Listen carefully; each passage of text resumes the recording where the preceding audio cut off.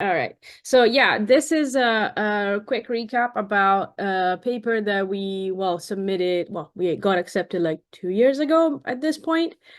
So bear with me while I try to remember what was going on there. I'm sorry. But yeah, so this is situated, this would be life paper 5. So this is situated as essentially after the first retrieval paper that Björn wrote about like benchmarking the creating a life retrieval routine and testing it on an Earth-like planet. And so now we do a similar exercise using considering Earth in time. So Earth at various epochs of its evolution. All right. So just a brief recap of what a retrieval is, because this will be essential for the rest of the conversation. Essentially, what we mean by retrievals is we create, in a way, an algorithm that is able to identify the best parameters that would replicate the data that we have. So if we manage to simulate the data, and we can do that by, in this case, using a simulated emission spectrum and then passing it to a live sim, so a noise simulator, to simulate an observation that we would see with live. And we will, basically, starting from this, we will be able to eventually get to some posteriors, which are the probability distribution of each parameter. So a probability distribution of each parameter that could explain the data. And so we managed to start from a prior knowledge on the model parameters to a more refined posterior distribution on the parameter itself to try and give us, in a way, an estimate of the parameter itself. And so to get some information about the atmosphere. So the way it works, we basically have a sampling routine that's, in a way, drawing randomly some instances from the priors, so from the original initial knowledge, and benchmarks against the data. And the way it does that, it calls a radiative transfer model, or a forward model. In our case, it's Pereira-Trans, which I'm sure you heard about. That calculates a spectrum based on the draw that we get. And then we compare the theoretical spectrum with the observed data. And by doing this iteratively, we manage to go from priors to posteriors. And this, in a way, is what happens here. So we start from this simulated observation. This is an Earth-like Earth twin simulated atmosphere. We run it through the retrievals, and from that we have all the estimates that we want on the dimensions of the planet, so the mass and the radius, the surface temperature, the PT profile, so the atmospheric structure of the atmosphere itself, and then some information on the abundances of gases, and then eventually clouds, even though in this case we're not considering that, but we will be in the next, we already did in the next papers in the series. So to situate it, as I said, this comes after the life paper 3, which essentially benchmarked it against a cloud-free Earth-like planet. And we found that we tested it against various resolutions, wavelength ranges, signal-to-noise ratios, and we found the minimum requirements for a life-like interferometer, based on a detection of methane in the atmosphere of the Earth. And these are the parameters that we interpret as the baseline so far. So especially a wavelength range from 4 to 18.5, a set spectral resolution of 50, a signal-to-noise ratio of 10.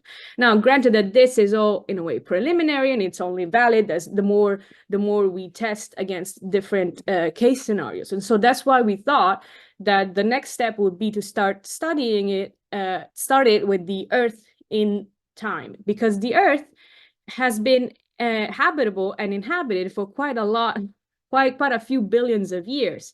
We start having some, as you see in this picture, we start having some first microscopic life at about, I want to say, 4 billion years ago. This is still relatively debated, but this is, in a way, the benchmark for which we would just imagine the appearance of life on Earth. And because of life, the atmosphere of the Earth has changed. So here we have at 0 billion years ago, this is the modern Earth. It is a qualitative graph of the modern Earth.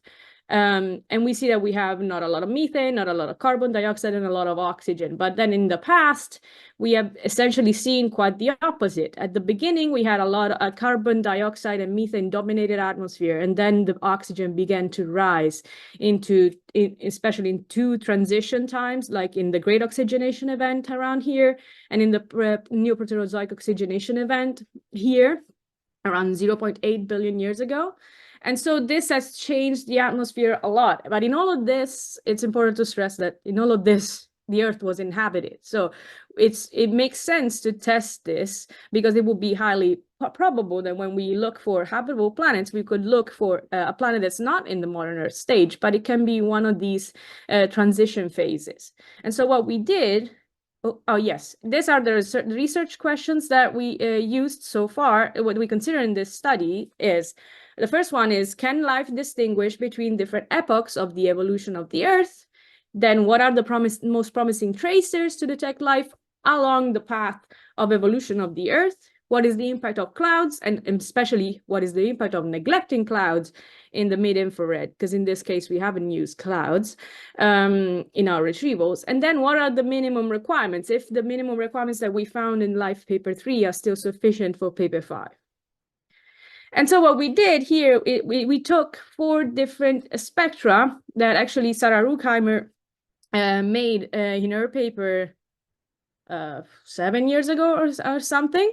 Essentially, we picked 4 different epochs of the evolution of the Earth, starting from a prebiotic Earth, and then a Great Oxygenation Event Earth, a Neoproterozoic Oxygenation Event Earth, and a modern Earth.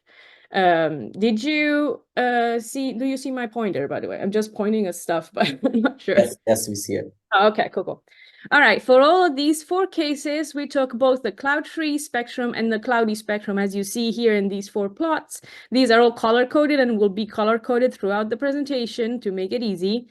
And you see that the difference, in a way, is the total emission of the spectrum of the Earth that's in a way dampened by the presence of clouds. And in our retrievals, we are not including clouds. So one of the questions, as I said, is to try and understand how much clouds bias the retrieval, the correct retrieval of the atmosphere of a planet. All right, so these are the results for all of the 8 epochs. This is the pressure temperature profile for the 4 epochs and the 2 cloud scenarios. These are all color-coded, but anyway, this is the modern Earth, Neoproterozoic oxygenation Earth, Great Oxygenation Event Earth, prebiotic Earth.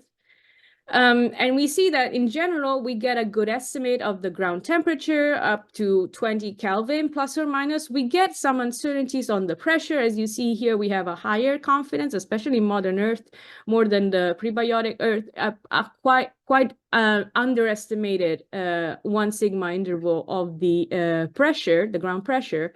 And then when it comes to the cloudy models, we see that also the temperature is biased somehow. By neglecting clouds, we are underestimating the ground temperature as well, which can be dangerous if you think about it, because a change in, I think it was around 25 Kelvin can be the make or break for a habitable planet. So you might consider the planet that's not habitable when in fact it is, but you're just neglecting clouds.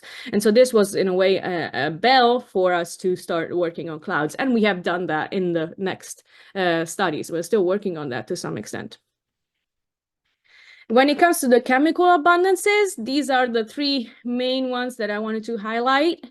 Again, same colors, but here we got the prebiotic Earth to the modern Earth. So we're going forward in time, the more we go from bottom to top. And we see that the CO2 is detected in all epochs. Life does it pretty well because we have a huge 50 micron band, which we can leverage pretty easily. When it comes to O3 and methane, essentially, when the more O3 you have, the easier it gets to detect. Specifically, we can detect it at early Earth, 0.8 giga years ago, and modern Earth.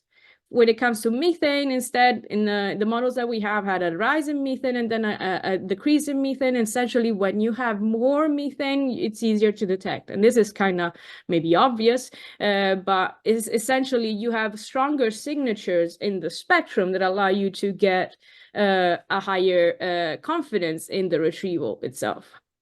Okay. So the sweet spot, which was interesting, is that we will be able to detect both ozone and methane in an early Earth at 0.8 gigayears ago, which is interesting. It's even more stronger than the modern Earth in this case. And then the other thing that we could see is that in the prebiotic Earth, we could see methane and CO2, which are believed to be also a biosignature pair in the very early Earth. And you can see that also in the GOE Earth.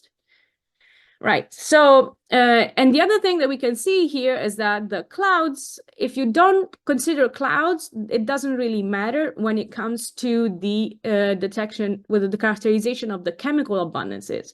What we've seen is that clouds impact the thermal structure of the atmosphere, and we also saw that they impact the dimension, so the estimate of the radius of the planet. But if we are focusing specifically on chemical abundances, we shouldn't be too concerned, at least in the case of patchy clouds. Now, when we have a cloud deck, as Björn has done in the next few papers later, things might change quite a bit too. So then we did a set of extra plots when we essentially varied the resolution and the SNR, as you see here. And this I'm comparing, in this case, the methane and the ozone for the various epochs, clear sky only. And I'm basically increasing the sensitivity of the measurement of the observations from top to bottom in each subset. And we see that obviously increasing either the resolution or the SNR improves the detection that we get. And also, so it reduces the bias and increases the confidence that we have. So it reduces how much biased it is and what's the spread of the error bar that we get. But obviously that as the downside of that the integration time would increase. Specifically, if you double the resolution, the integration time would double too. And if you double the SNR, it will be 4 times longer. So this is something to consider. And but overall, in a way, the requirements that we found in Life Paper 3 still worked good enough. And so at least to define the most promising targets, the resolution, the baseline requirements would still work. And then we could consider then increasing the observation time to improve the SNR, and therefore then improve the estimate of the observation itself.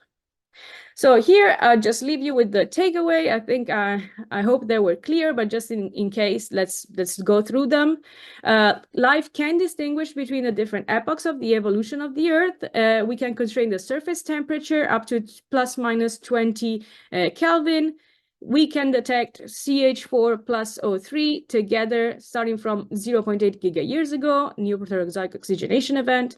And then we could get some ideas of biological activity up to 2, at the great oxygenation event 2 gigayears ago. The clouds don't impact the estimates of the atmospheric composition, but they impact the retrieval of the thermal structure. So we should be always wary of clouds anyways.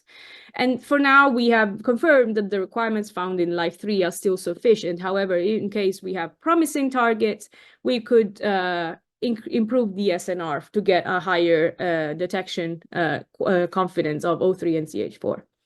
And so, yeah, that was the recap of this paper. Feel free to let me know if you have questions.